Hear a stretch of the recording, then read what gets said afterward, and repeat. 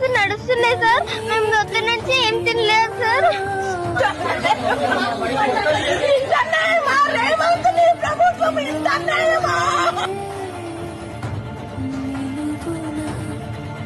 ఏం చేస్తారయ్యా మా బాధని.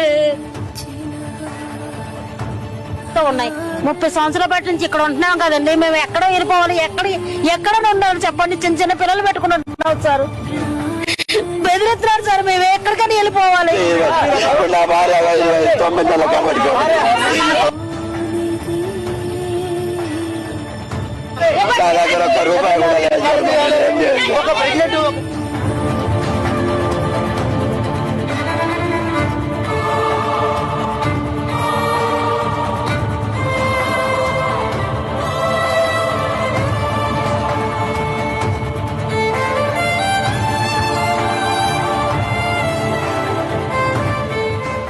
మీరు చూసింది మీకు స్పష్టంగా అర్థమయ్యేది.